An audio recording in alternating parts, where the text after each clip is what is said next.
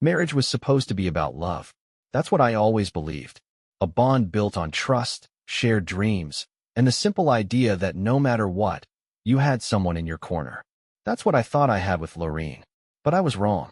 Looking back, the signs were always there. Small moments that didn't seem important at the time. The way she'd talk about relationships in terms of value and stability. How she'd casually mention that a good marriage was like a well-planned investment. One that should yield satisfying returns. I used to laugh it off, thinking she just had a practical way of seeing things. I never realized how deeply she actually meant it. I spent years working to make sure our life was comfortable. I worked late, took on extra projects, saved for the future.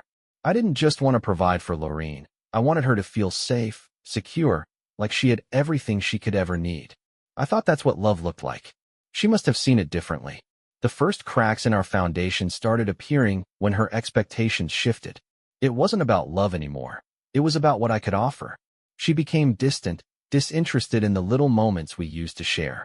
Instead of laughing at our inside jokes, she scrolled through social media, admiring couples who flaunted luxury vacations, expensive gifts, and power couple aesthetics. She started making offhand comments about our life together. How some of her friends were getting treated to extravagant gifts by their husbands. How we could do better if we were just a little more ambitious. I told her we had everything we needed, a home, a life, each other. That wasn't enough for her. Then came the late nights out with her girls. At first, I didn't question it. I trusted her. She'd come home late, smelling of perfume that wasn't hers, with an energy in her eyes that didn't belong to me. But I ignored it. Because that's what you do when you trust someone. You assume the best, even when your gut is screaming at you. I'll never forget the moment everything changed. It was a Friday night. I had planned a quiet evening for us, cooked her favorite meal, lit candles. I wanted to remind her of what we had. She texted at the last minute, saying she was stuck at dinner with some friends and would be home late. I ate alone. At midnight, I heard her car pull into the driveway. I didn't want to fight, so I just stayed in bed, pretending to be asleep. But as she walked into the room, whispering to someone on the phone, I caught a glimpse of her reflection in the mirror. She was smiling. A real smile, the kind she hadn't given me in months. And then she said it. The words that shattered everything. It's not like I'm in love with him. He's just stability. You know how it is. I stopped breathing. She wasn't talking about me. I lay there, frozen, my body rigid beneath the covers as her words echoed in my head. It's not like I'm in love with him. He's just stability. Stability. That was all I had been reduced to in her eyes. Not a husband. Not a partner. Just a financial foundation she could stand on while she enjoyed whatever life she really wanted. The worst part? She didn't even sound guilty. She wasn't whispering like someone hiding a shameful secret. She was casual, as if she were discussing what she ordered at dinner or a sale she found online. My heartbeat thundered in my ears, and for a moment, I thought she might hear it. But she kept talking, her voice lowering only slightly as she moved toward the bathroom. I heard her sigh, then a quiet chuckle. I know, but I can't just leave him yet. He's still useful. Useful. That was when something inside me cracked. I had spent years thinking we were in this together, sacrificing for each other, working toward a shared future. But in that moment, I realized Lorene wasn't sacrificing anything. She never had. I was the one making the investments, time, effort, love, while she was just waiting for the right moment to collect. I felt sick. My stomach twisted in a way I had never experienced before. I wanted to jump up, confront her, demand to know who she had been talking to, make her say it to my face. But I didn't. I couldn't. Something told me that if I moved, if I let her see the devastation on my face, she would just lie. She would smile, tilt her head, and come up with something that would make me question my own ears. So I waited. She finished her hushed conversation, ran the sink for a few moments, then climbed into bed beside me. She smelled different. I could pick out traces of her usual vanilla perfume, but there was something else mixed in, something musky, something I didn't recognize. The scent of a man who wasn't me. I clenched my jaw and forced myself to keep breathing evenly.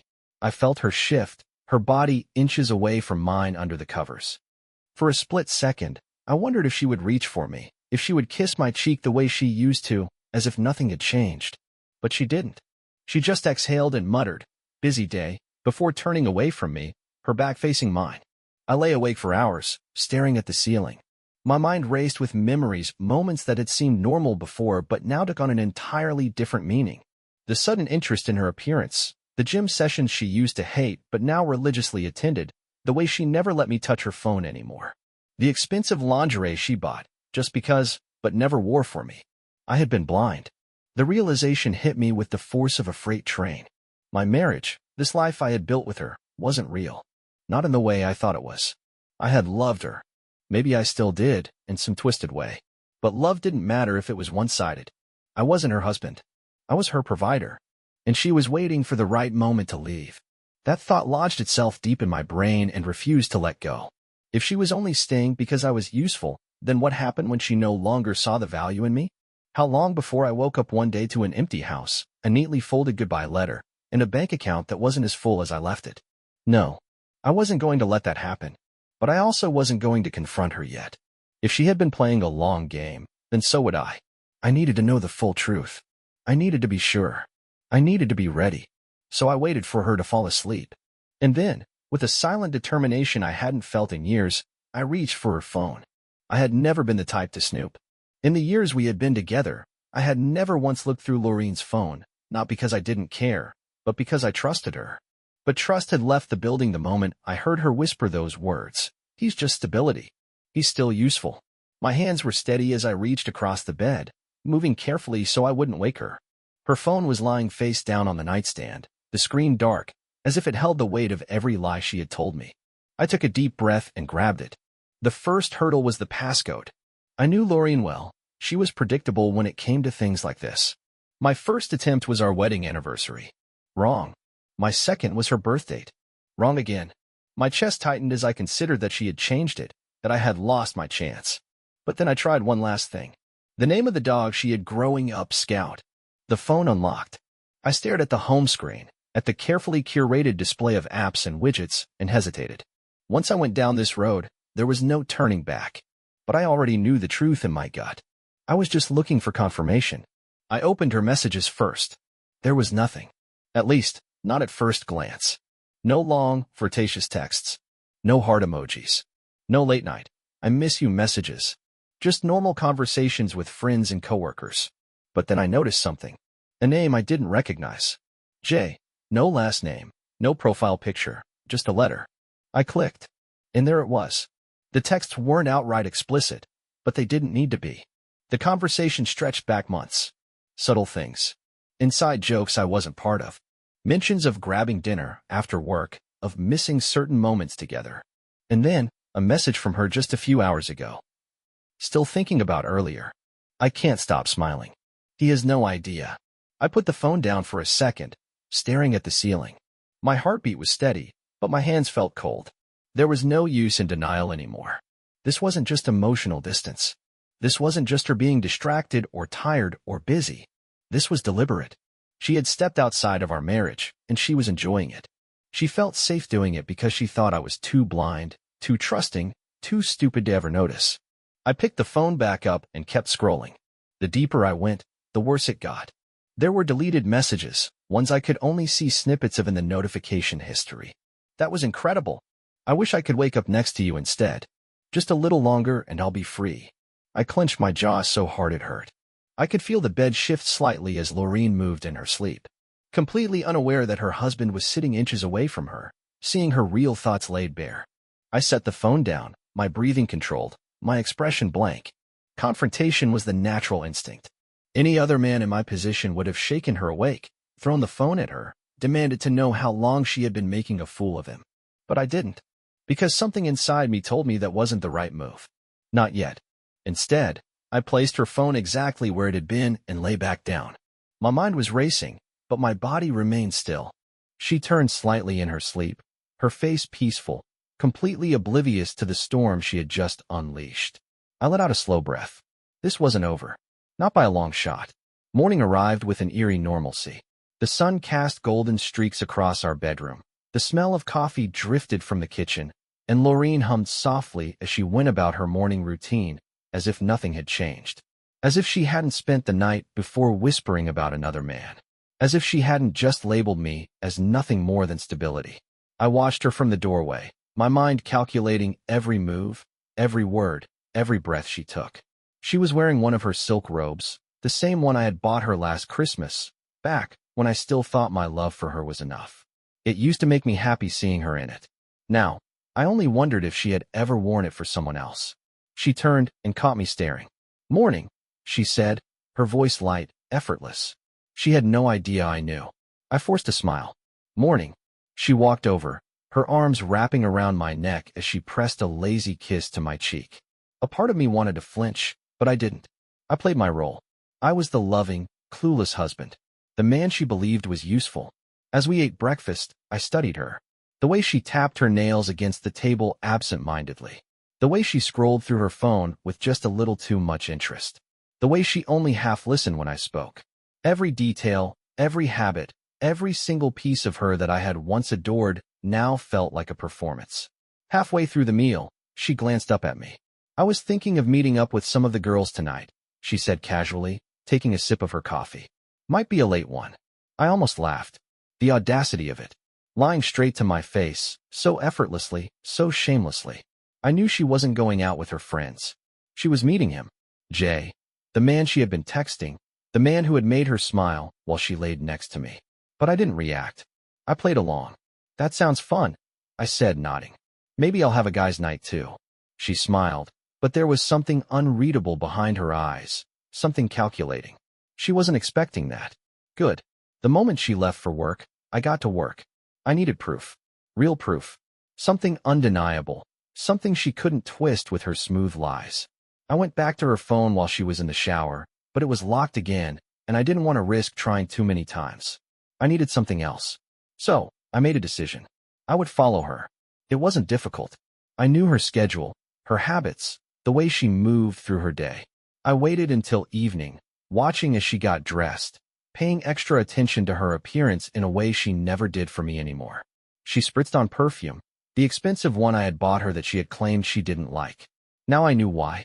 She left the house with a casual goodbye, and I followed. She didn't go to a friend's place. She didn't go to a restaurant filled with laughing women. She went to a hotel, a discreet, upscale one on the other side of town. And that's when I saw him. A man, maybe mid-30s, dressed sharp, confident. He was waiting for her at the entrance, his posture relaxed, his hand sliding into his pocket as she approached. And then, she smiled. That same smile I had once thought was just for me. She leaned in, whispered something against his cheek, and he laughed. My hands clenched into fists at my sides, but I didn't move. I didn't confront them. Not yet. I needed to see just how far this went. And so I waited. I watched as they disappeared into the hotel together. And I felt something inside me break. I didn't move for a long time. I just stood there in the shadows, my hands shoved deep into my pockets, my heartbeat a slow, steady drum in my chest. The hotel's entrance gleamed under the streetlights, its glass doors reflecting the image of my wife walking inside with another man. She wasn't hesitating. She wasn't second-guessing. She wasn't glancing over her shoulder like someone afraid of being caught. No, she was comfortable, at ease, like this was just another part of her routine. And maybe, to her it was. A deep exhale left my chest as I forced myself to think logically. This wasn't just about betrayal anymore. It wasn't about the texts I found, or the lies she told me over breakfast, or the perfume I bought her being worn for someone else. It was about the fact that she had done this so many times that she no longer felt the need to be careful. That meant she thought I would never catch on. That meant she thought I was weak. I turned away from the hotel, my mind already working through the next steps. I wasn't going to storm in there. I wasn't going to cause a scene. That's what she would expect if I ever found out. If she even considered for a second that I might. No, I needed to be smarter than that. I needed to make her believe she was still in control. I needed to make sure when I confronted her, there would be no room for escape, no chance for her to spin a new web of lies. I walked to my car, sliding into the driver's seat and gripping the steering wheel until my knuckles turned white. I had seen what I needed to see, but that didn't mean I was done. Not yet. I pulled out my phone and took a deep breath before making the call. "Hey," I said when the voice on the other end answered. "I need a favor." The next few days were excruciating. I pretended everything was fine. I smiled at Lorene like nothing had changed, kissed her good morning, asked about her day. And she played along just as easily. She laughed at my jokes, told me she loved me before bed, wrapped her arms around me like she hadn't just been in a hotel room with another man. It made my skin crawl, but I stayed patient. I needed to be absolutely sure. That's why I had a private investigator follow her. And when I got the photos, I felt nothing. No anger, no shock, no heartbreak. Just cold, hard clarity. Lorene had been seeing him for over a year. Different locations, different times, but always the same routine. She would lie to my face, tell me she was meeting her friends, then slip away to meet him. The man she smiled for, the man she dressed up for, the man she wanted to wake up next to instead of me. And then, as if it wasn't enough, there was the money. The investigator dug into her financials, something I had never thought to do. And what he found? She had been saving. Not for us. Not for a house or a vacation or anything that involved me. No, she had been siphoning money out of our accounts into one under her name alone. She wasn't just cheating on me. She was planning to leave me. The realization should have hit me harder.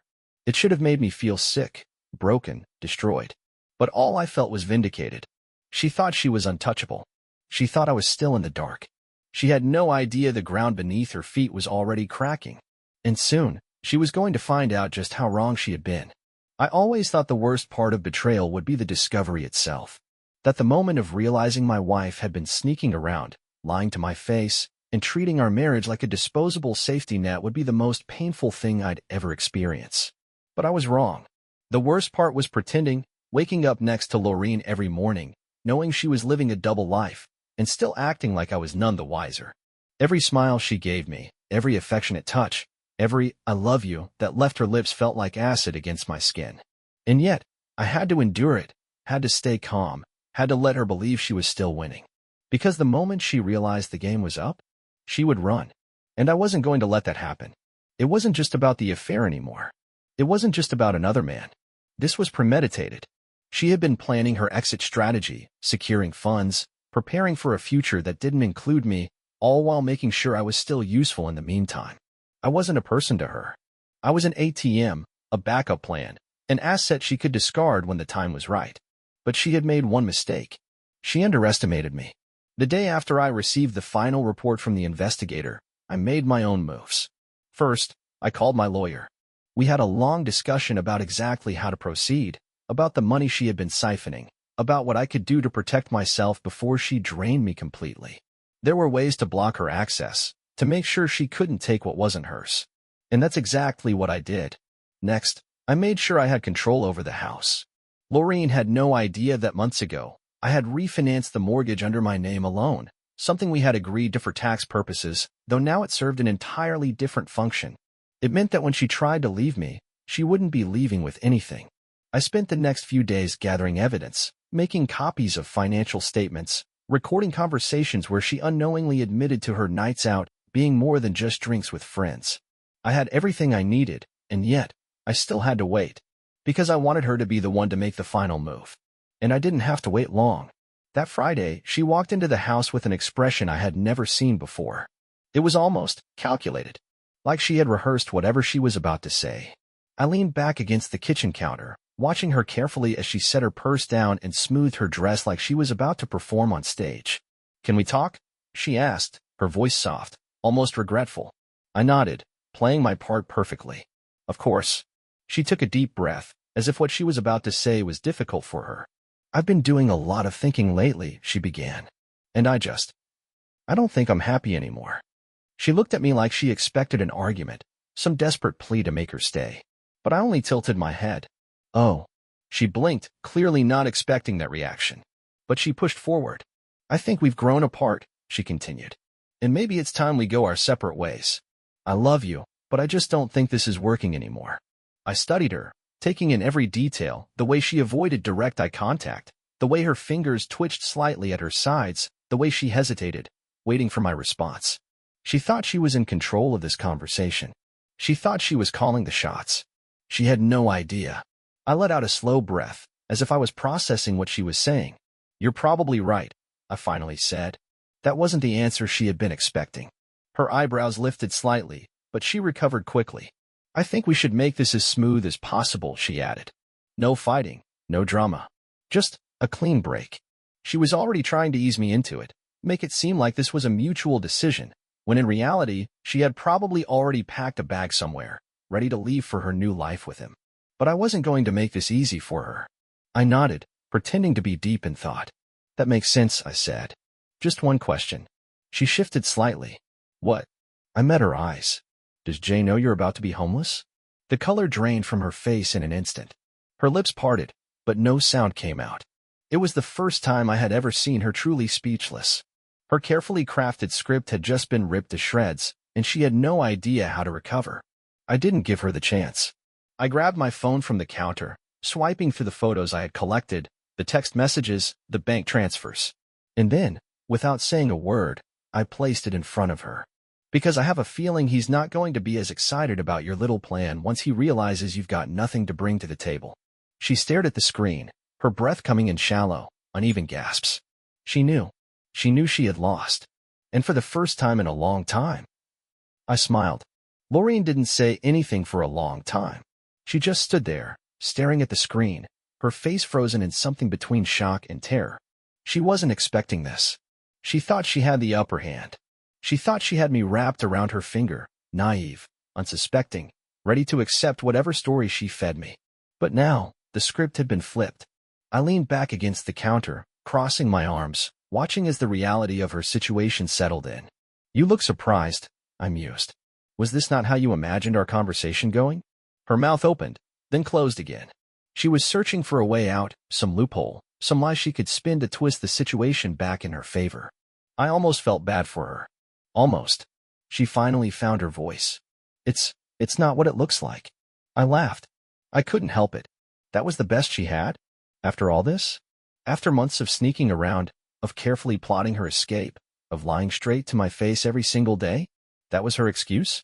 Oh, really? I said, pushing off the counter and stepping closer. Because it looks exactly like what it is. You lied to me.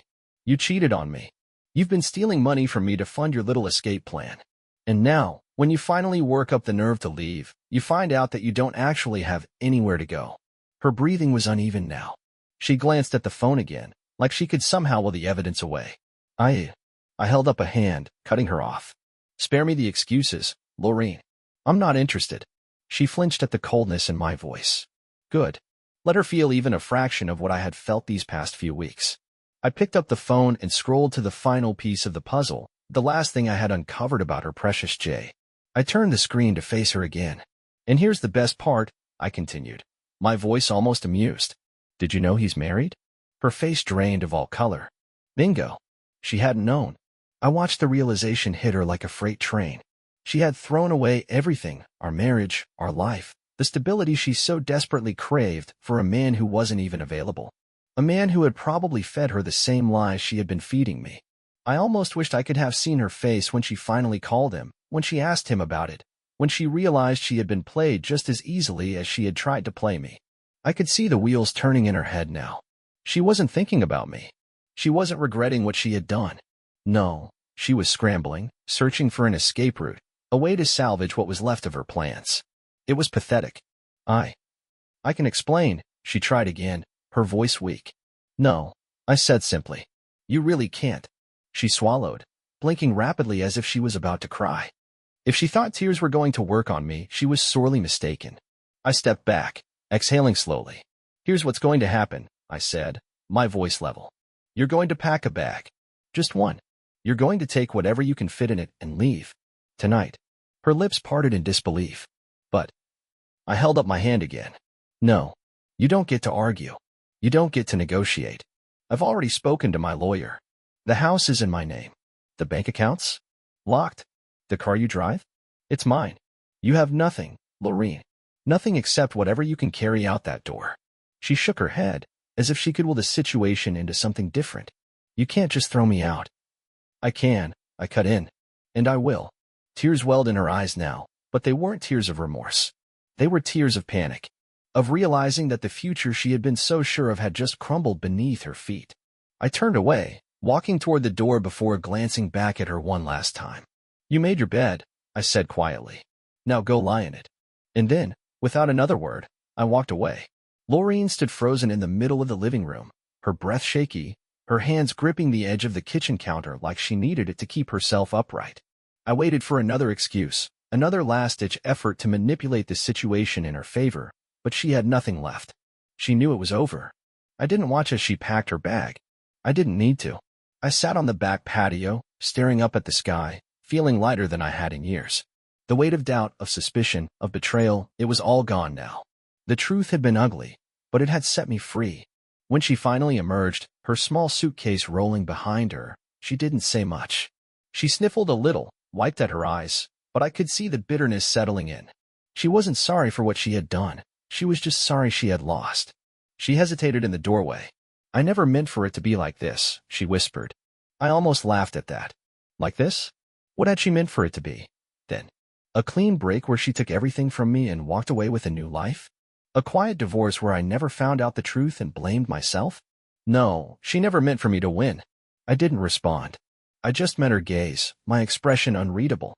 Eventually, she sighed, rolling her suitcase out the door, stepping into the night with nowhere to go. And then she was gone. For the first time in a long time, I felt peace settle over me. The next few weeks were an adjustment, but not in the way I expected. I wasn't mourning the loss of my marriage. I was rediscovering myself. Without Lorene's constant judgment, without the feeling of being used, without the weight of a loveless relationship, I found something I hadn't realized I had lost: joy. I went back to the hobbies I had abandoned, spent time with friends I had neglected, even started working out again, not because I wanted revenge, not because I needed to win, but because I finally wanted to take care of myself. And one night, sitting alone in my quiet, peaceful house, I realized something. I was happy. Not because of what I had lost, but because of what I had gained: freedom. Lorene had seen marriage as an investment, a financial security blanket, a stepping stone to something better. But for me, love was never about transactions or convenience. It was about connection, about real partnership, about choosing each other every single day. And next time, because there would be a next time, I would make sure I found someone who chose me, not just the life I could provide. I smiled to myself, leaned back in my chair, and took a deep breath.